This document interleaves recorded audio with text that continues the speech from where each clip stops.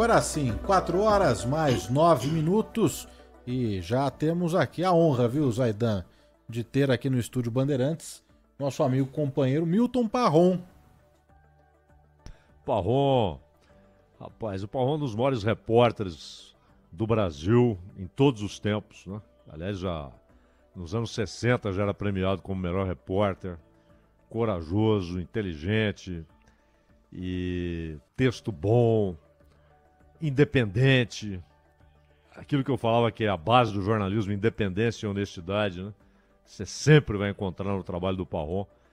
E o Memória, particularmente, o Parron fez N coisas, né, no rádio, e inclusive na Bandeirantes, o Ciranda, o Linha Direta, trabalhos formidáveis, né, à tarde, à noite. Mas o Memória, eu sou um fã de carteirinha, porque o Memória é uma aula de rádio, uma aula de jornalismo e uma aula de história. História da política, da música, história da cultura, história da arte, história da sociedade brasileira. Parron, que honra ter você aqui com a gente, viu?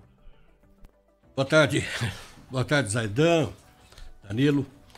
Excluindo aqui as inverdades que acabam de ser ditas, mas já perdoadas porque sei que brotam a amizade que nos une há tantos anos.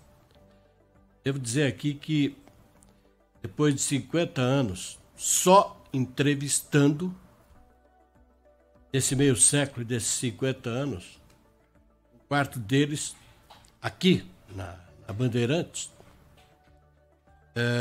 é necessário dizer que eu me sinto aqui desconfortável, na condição de entrevistado. E ao mesmo tempo tomando aqui do veneno que eu ofereci nesses 50 anos a milhares de pessoas. E agora entendo porque eles tinham uma certa retração, um certo acanhamento. É o que eu estou vivendo aqui. Mas é uma alegria grande encontrar os amigos. Reencontrar não, porque estou sempre em contato com vocês aí pelos corredores. Ô Parron, e a gente falou muito de Bandeirantes nas últimas semanas, né? Por essa efeméride, os 85 anos e tal. Mas acho que ninguém conhece essa história mais e melhor do que você, porque você sistematizou essa história, inclusive em arquivos, né? Agora digitais. O Memória é testemunha disso, desse seu trabalho fantástico de resgate da história do rádio, da história do Brasil.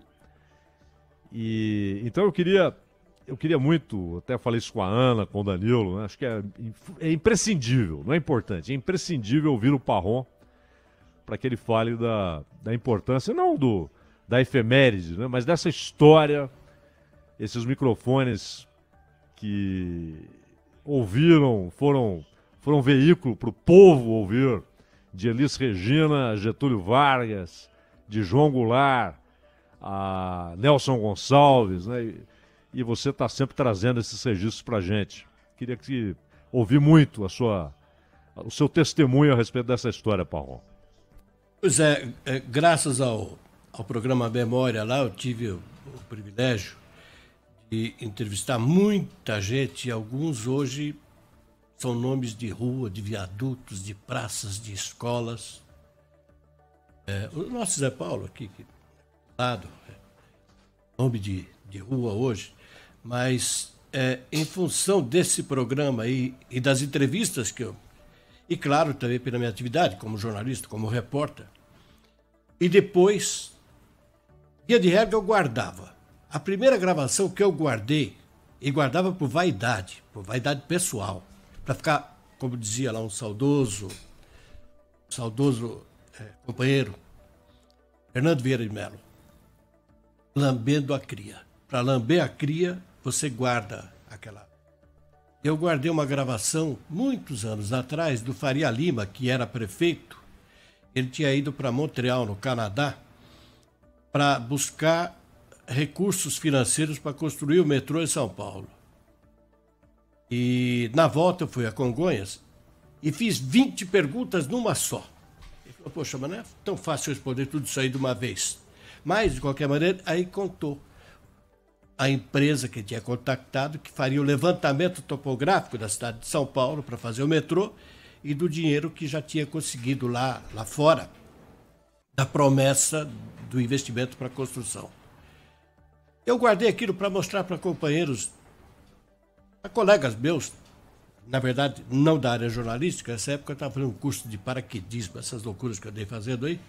E para mostrar para eles lá em Bragança Paulista, eu guardei aquela gravação. Para levar lá para eles, lamber cria mesmo.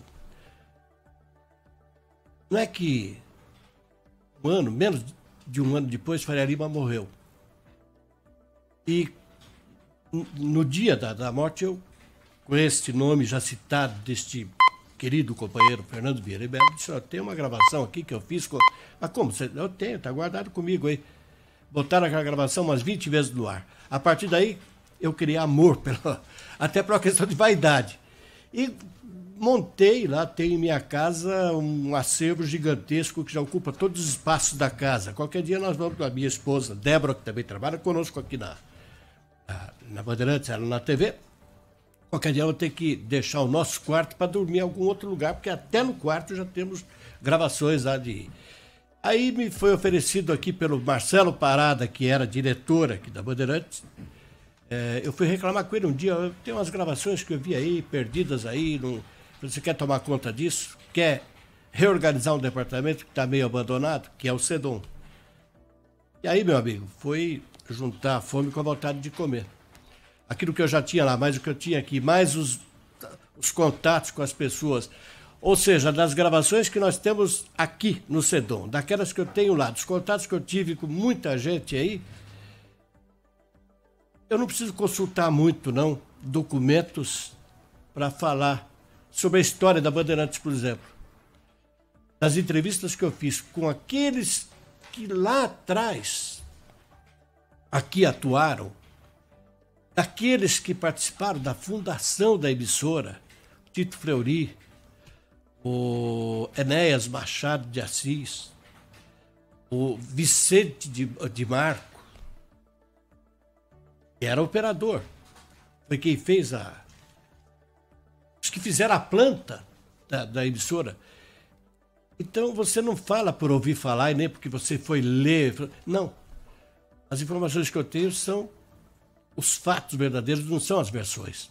Foram eles que fizeram construíram essa história. E assim é com vários episódios aí, a nossa redemocratização, os comícios das diretas já, a redemocratização, quando da queda de Getúlio em 45, a ascensão do Marechal Eurico Gaspar Dutra, tinha sido ministro da Guerra até pouco tempo antes. Aliás, foi quem ajudou Getúlio em 37, na edição do... Zaidan conhece bem isso aí também? Do Estado Novo, quando foi criado o Estado Novo. O Gaspar Dutra foi um dos pilares que sustentou Getúlio naquilo lá. Depois Getúlio o nomeou ministro da Guerra. Em 45, Gaspar Dutra estava à frente do golpe. O golpe é uma forma de expressão, mas que tirou Getúlio do poder. E depois veio a eleição direta, o povo votando, que até então era uma ditadura, até 45, né? E aí entrou o Gaspar Dutra, sucedeu o Getúlio, e em 50... Bota o retrato do velho no mesmo lugar. Foi quando Getúlio ganhou. E curioso, sabe o que é, Zaidan? E você que é mineiro, você conhece, além do mais, conhece, em função deste fato de ser mineiro, você conhece bem o episódio. O Cristiano Machado, lá foi presidente da província, na época era presidência, hoje é governador de estado, lá de Minas.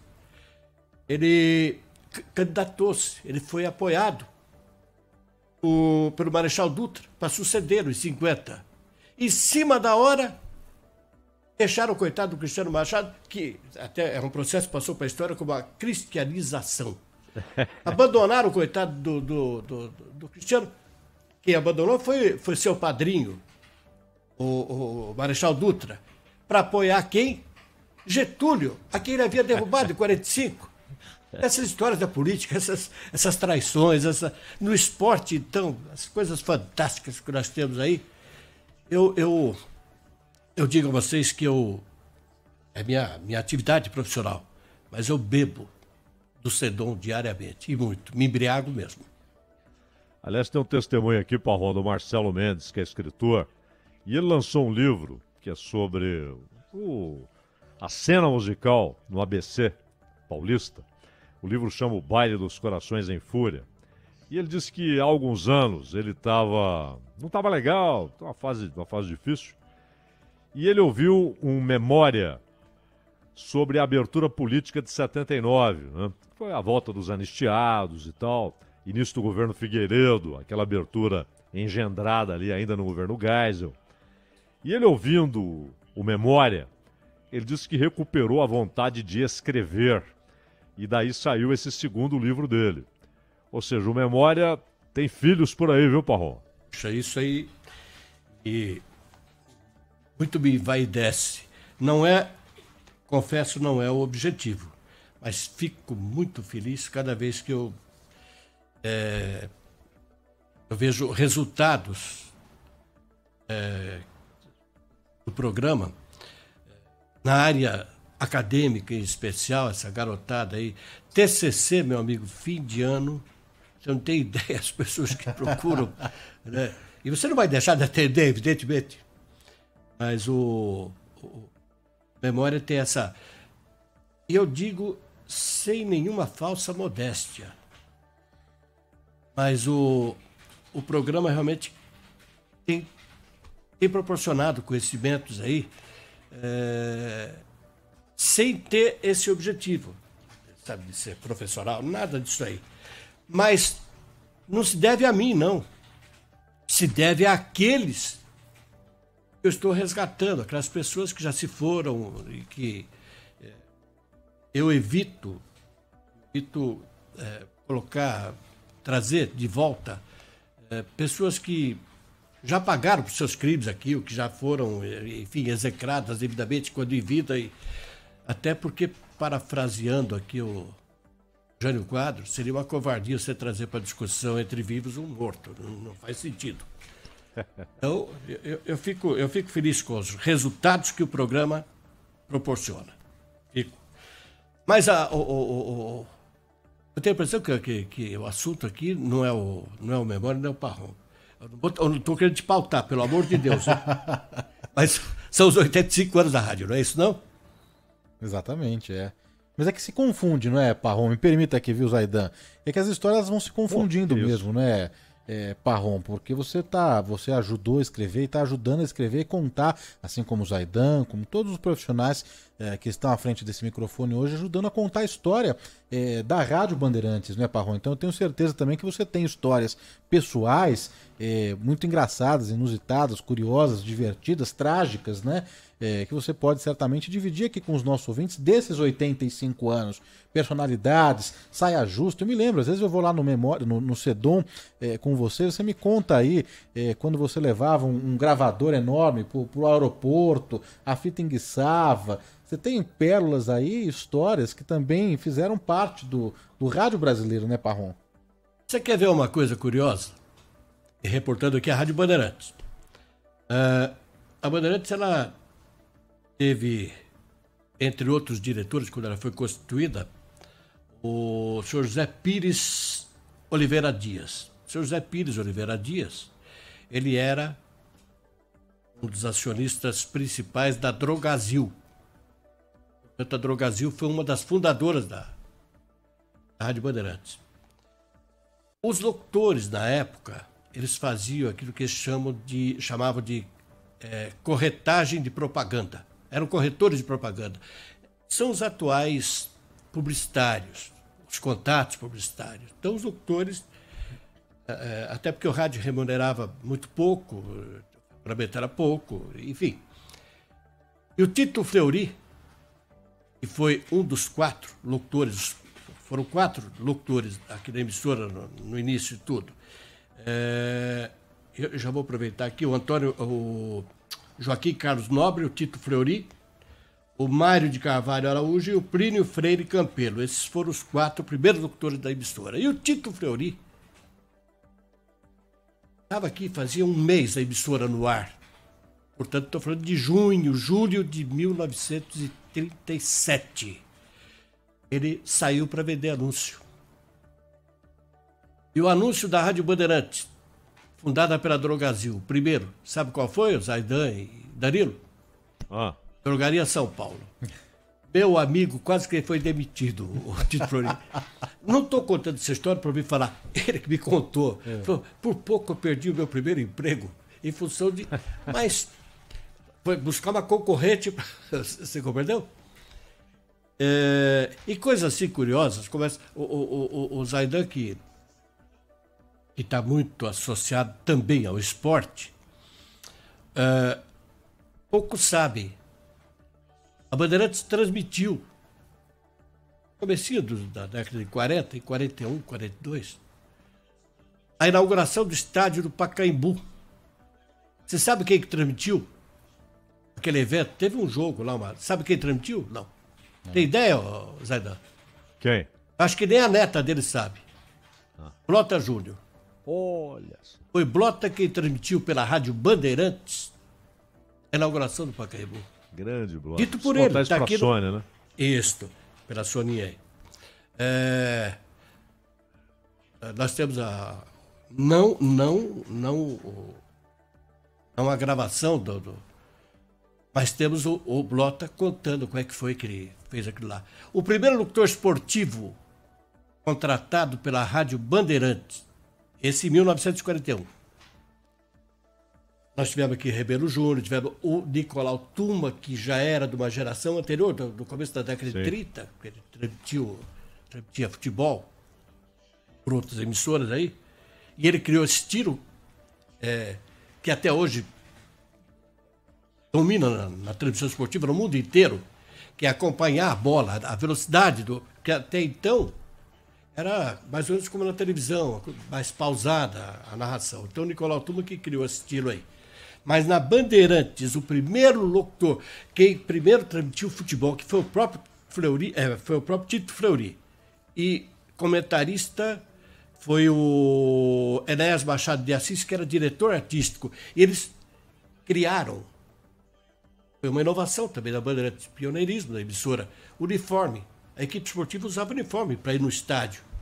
Mas era uma coisa bem amadora. E o estádio que era aqui o Palestra Itália e era lá o Parque São Jorge.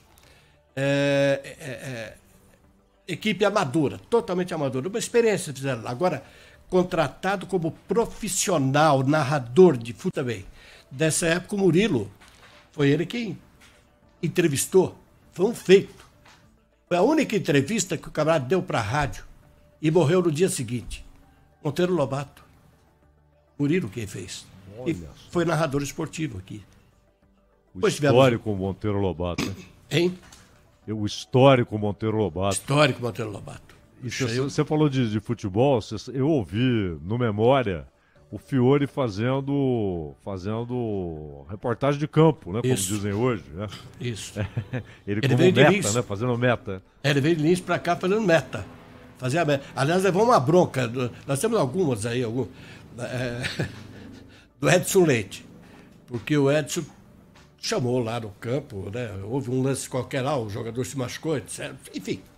E o Fiore se pôs a narrar outra coisa e esqueceu do jogador machucado lá. E levou um pito do Edson. A equipe esportiva aqui da Bandeirantes, eu até me permito aqui, eu fiz umas anotações, viu? E ela foi e é tão importante aqui para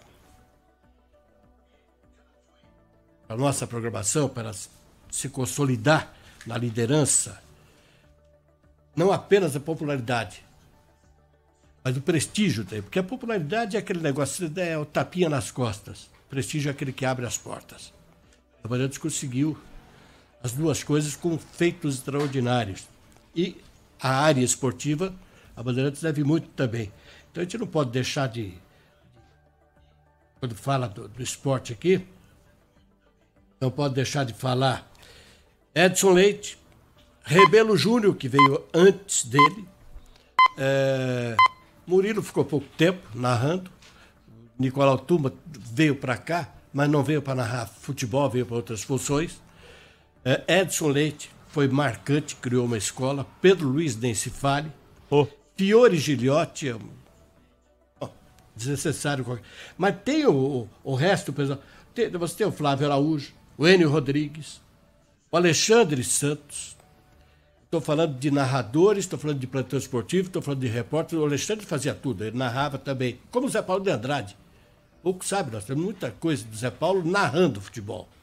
Fazia reportagem de campo, os 1000 gols de Pelé estavam lá no campo. Exato. O Zé Paulo. E mais ainda, o Chico de Assis, irmão do Flávio Araújo, que é o narrador. Aliás, ambos moram lá em Minas Gerais e acompanham sempre a gente aqui. Aí Poços de Caldas. J. Ávila, já faleceu. Joseval Peixoto. O Peixoto veio de Prudente para cá, para Bandeirantes. O Borg Júnior. O Eduardo Luiz, o Ligeirinho. O Mauro Pinheiro. Mário Moraes. O Luiz Augusto Maltoni. Roberto Silva. O Darcy Reis. Tony José. Paulo Edson, também, que se foi muito cedo. José Carlos Silva, também morreu jovem de tudo. Narrador. Inclusive narrou uma luta célebre do Éder Joffre. O Éder, já campeão mundial, porém dos galos. Depois ele foi novamente campeão dos penas. E nós temos uma gravação aí... Eu vou contar um episódio bem rápido. Tem tempo? Eu não, estou me excedendo aqui no tempo, hein? Tá nada, Paulo. O Éder Joffre, ele havia lutado em Brasília contra o José Legras e conquistou o título dos penas, segundo título mundial dele, dos penas. E me mandaram lá para o aeroporto esperar, porque ele ia voltar naquela noite mesmo. Eu me lembro que eu estava pela Jovem Pan e estava pela Bandeirantes o Gilberto Pereira. Fomos os dois lá, na pista. Naquela época você podia entrar na pista lá de Congonhas. Hoje você não entra nem no saguão. Naquela época você ia lá, jornalista. Né? Espera. Quando foi umas 2h30, 3 da manhã, um frio infernal em Congonhas, porque os aviões também não paravam, era dia e noite. Eis que chegou o avião dele. Vamos falar com o Éder. Ele só faltou dar um soco na nossa cara. Não deu porque já tinha esgotado todo, né, no Legras. O repertório dele no Legras. Bom, aí falei, bom, não tem nada não. Não deu entrevista, não deu nada. Ainda deu uma resposta mal criada para mim e para o Gilberto. Né? Passou muito tempo, um dia eu vou pegar esse cara aí. Mas é assim, naquele sentido de vou pegar esse cara, evidentemente que não é fisicamente, que eu não sou tonto.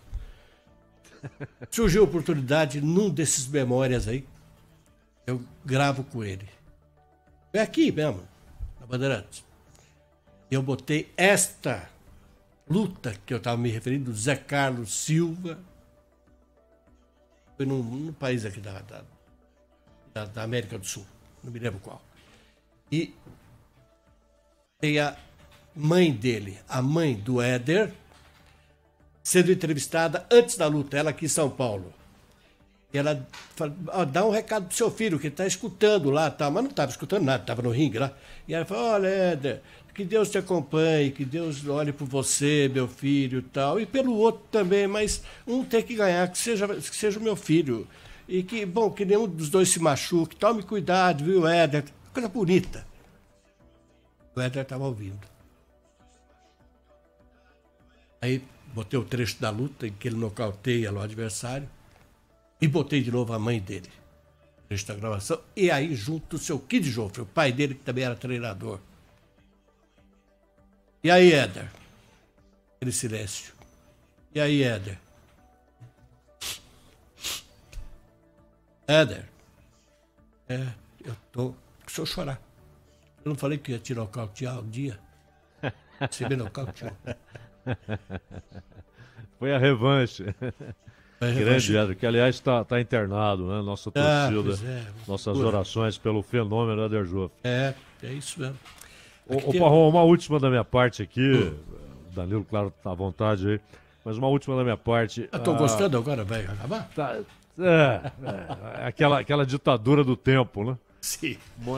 Falando em ditadura, eu dizia que os muitos períodos na história brasileira em que a imprensa foi cerceada, censurada, vigiada, controlada.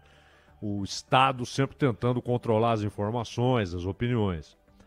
E você fez um programa especial, dos muitos e muitos, sobre o Leporassi, né? E o Leporassi viveu um período de vigilância, de censura, de acompanhamento de gente na redação, representando a ditadura, representando o governo. E como é que você enxerga, você viveu isso como repórter, você viveu aquele período, como é que você enxerga a importância que teve o Leporassi para continuar expondo, colocando suas opiniões debaixo de tanta vigilância e controle, Parron? É que ele era dotado de uma inteligência incomum e de um senso de humor e faria inveja aos grandes mestres dessa área. E ele conseguia, o Leporassi, passar as mensagens dele, que analisadas pelos censores, via de regra, dotados de pouca inteligência e de muita bajulação. Você, para ser censor, você tem que ser primeiro burro, segundo lugar tem que ser um bajulador emérito. E ele passava com tamanha inteligência que só no dia seguinte é que caía a ficha. E muitas do que nós temos no Sedom, dos programas do Leporassi, foram censurados e recuperados bem depois. E um dia, conversando com o senhor João Saad aqui, uma entrevista longa que eu fiz com ele, logo que eu vim para cá, e eu falei, e o Leporassi? Leporassi. Falou com saudade, com respeito, com reverência. Mas deu muita dor de cabeça? Deu. Numa época que comprimido não resolvia muito esse tipo de dor de cabeça, senhor João. É verdade. O Leporassi muitas vezes foi chamado. Nunca foi preso, detido, nada disso. Mas foi muitas vezes chamado para ir até o DOP, o Departamento de Ordem Política e Social, onde estava lá concentrada. Não me consta, e eu tive também com ele, tive essa honra de conviver muito tempo com o Leporassi aqui e antes dele ter vindo para cá, nos tempos que ele estava lá na Record. Jogava sextas-feiras à noite, na casa vizinha ali onde ficava a Record, lá no aeroporto. Tinha lá uma recepcionista, era telefonista, recepcionista, e uma amiga de todos nós, a Shirley. A gente se reunia na casa dela para jogar. É um jogo de baralho, não é 21, é um outro jogo aí. Mas ia jogar para bater papo, na verdade. Então, eu, Leporassi, o Laércio, que depois foi plantão esportivo da emissora, e eu fui para o lugar dele, olha, ali que eu comecei. Então, o meu contato com ele era desde essa época. O Leporassi era o primeiro que chegava lá para essa toda sexta-feira à noite. E o Leporassi me disse um dia aqui, e dizia para todos aqui que a coragem não é uma virtude. A covardia é um defeito. A coragem não é uma virtude, é uma obrigação. E você só é corajoso na medida em que você tem as cartas, por isso que eu me lembrei desse negócio de se reunir nas sextas-feiras dos jogos lá. Você tem que ter o coringa na mão. Você não pode ficar fazendo acusação levianamente se você não tiver devidamente documentado e documentos que tenham sido levantados por você próprio e não enviados por terceiro. Tomei processos aos montes da minha vida por causa dessas matérias, as ditas matérias investigativas, mas nunca o Ministério Público ofereceu denúncia a um só. Quando eu vi aquele mundo de documentos, mas eu aprendi com eles lá atrás, você vai ficar leviando. Então, o Leporassi, ele tinha essa virtude. Primeiro, ele estava sempre reunido de documentação farta, ele não falava besteira, não falava asneira, não falava nada levianamente. Aquilo que podia criar problemas na área política, de interesses políticos, ele se atrevia, pela coragem, que ele dizia que isso não era virtude, mas a gente acha, nós sabemos que é sim uma virtude, e depois acaba com as consequências de ficar horas sentado lá, esperando lá o censor, esperando o delegado, esperando lá o agente do governo, ficar ouvindo as conversas dele, entendeu? Nós tivemos aqui, começou aqui, depois foi para outras emissoras, voltou para cá. Você também conviveu com ele, Zaidan. Estevam San Girardi. Estevam San Girardi tinha um programa, de humor, famoso no rádio. E um dia ele foi chamado, porque ele fez uma brincadeira, que era uma transmissão, simulando uma transmissão de corrida de cavalo aqui no Jockey Club. E os cavalos tinham todos eles o nome do ministério inteiro lá um daqueles presidentes lá, militares. Você imagina. Foi chamado lá para se explicar. Como é que o senhor bota o nome no cavalo lá, do ministro tal, outro ministro tal, o ministro tal? Mas vocês viram que quem ganhou foi o presidente. Bom, meu amigo. Bom, e ele ficou lá respondendo lá as perguntas 3 horas. Aí no final, o chefe lá do assessor, na saída, falou: Girardi, pode me arrumar uma cópia daquela, não dessa aí, porque você já estava lá com ele censurada, mas uma outra bobagem qualquer, que meu filho ele é doente, ele é fã do seu programa. Então, com Leporassi era uma coisa parecida. Como ele era um sujeito extraordinário, bom humor, nunca teve problema mais sério com a censura, embora tivesse esse aborrecimento de volta e meia estar indo lá sendo chamado. Tudo porque ele dizia a verdade e devidamente documentado, por isso. Parrom, a gente tem o repórter Bandeirantes agora às 4h45, mas nesses minutos finais, eu percebo aqui, né, olhando para você aqui no estúdio, que seus olhos ficam marejados e você fica de fato emocionado ao falar, né, da sua história, da história do rádio, da história da Rádio Bandeirantes, não é? Como que você pode definir aqui em poucos minutos essa sua relação pessoal com o meio rádio? Bom, ainda bem que vocês não me perguntaram nada nem do Joelma, nem perguntaram lá do garotinho lá do Carlinhos Ramírez. Sim, Carlinhos desapareceu até hoje, não se encontrou mais. Porque estão, aí você vê realmente olhos marejados. Eu aprendi desde muito que você não pode ficar sucumbindo no rádio à emoção. Você tem que passar a emoção para o ouvinte. Para você sucumbir à emoção, você acaba se tornando piegas. Então eu sempre fico me imaginando um piegas. Isso me faz um mal danado. Então aquilo que pode passar, às vezes, para o ouvinte, pô, mas como é frio, é gelado. Não é. É uma doutrina. Mal sabe as pessoas que depois que você quer desligar do microfone, aí você vai chorar, né? Ou aí pelos corredores, coisa que eu evito também, ou então junto ao travesseiro lá em casa. Aquele é um coitado que me suporta. O rádio é um veículo extraordinário para você passar emoção para o ouvinte. Quem que não gosta de ver emoções? E o rádio dá esta liberdade, eu diria que dá muito mais do que a televisão, porque é da sensibilidade do ouvinte que brota a imagem. Você passar por ele devido à ambientação, ele que vai fazer a rádio não acaba. A rádio não acaba exatamente por causa da emoção que ele proporciona. Milton Parrom aqui, né, Zaidan, ouvintes se manifestando aqui no nosso WhatsApp, também no YouTube, relembrando aqui momentos, passagens marcantes desse dia histórico, desse dia importante, os 85 anos da Bandeirantes. Obrigado, viu, Parrom?